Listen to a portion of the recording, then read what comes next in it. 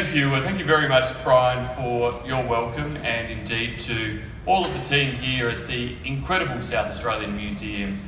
for hosting this event and for all that you do in terms of the promotion of science, research, education, tourism, a whole range of different features. We were having the joy of discussing your successes before, but I certainly know from thinking back as a child growing up in South Australia through to today as a dad thinking of what to do during the school holidays or elsewhere, the incredible role that the museum plays in terms of engaging South Australians, visitors to SA, but particularly our younger citizens in terms of their interest in the various sciences, in our history, and of course in the background and increasingly in the foreground, the incredible work that Hutch and many other researchers do here in terms of their contribution. I'd too like to acknowledge the Kaurna people and all of Australia's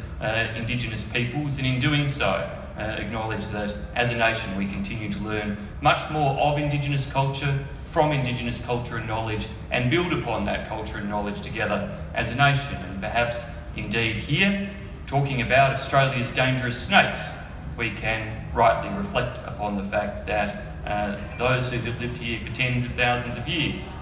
coexisted with those snakes,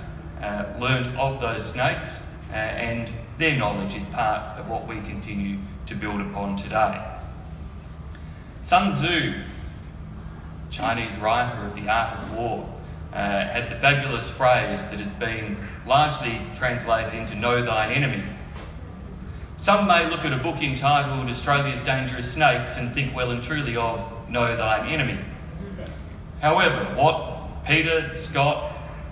have done as authors of this new book is to challenge that thinking.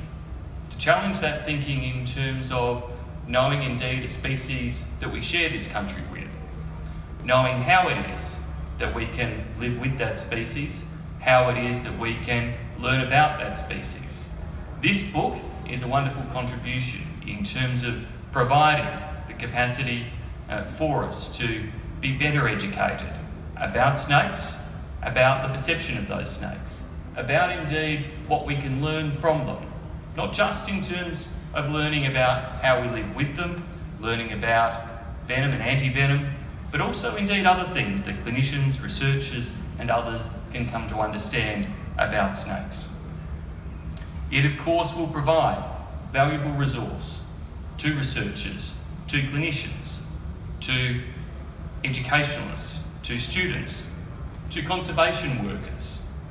It provides an opportunity for people to learn and understand more about our natural history as well. It indeed provides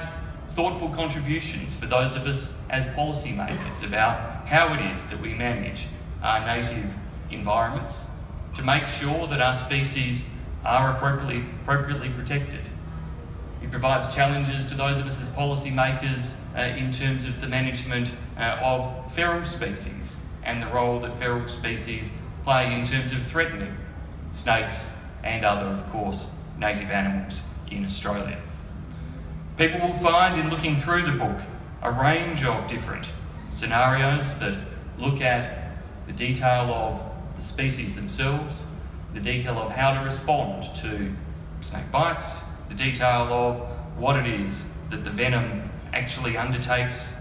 in terms of both the snake and those other species that they engage with. It of course also looks at the way in which human contribution in Australia has made to snake populations, to habitat, the impact of grazing and other pastoral activities, as well as of course massive settlement across our country. So it really is something that the authors should rightly be proud of. I want to pay a particular thanks to CSIRO Publishing for publishing this book, for supporting the work of those who extend themselves in providing greater knowledge to all Australians.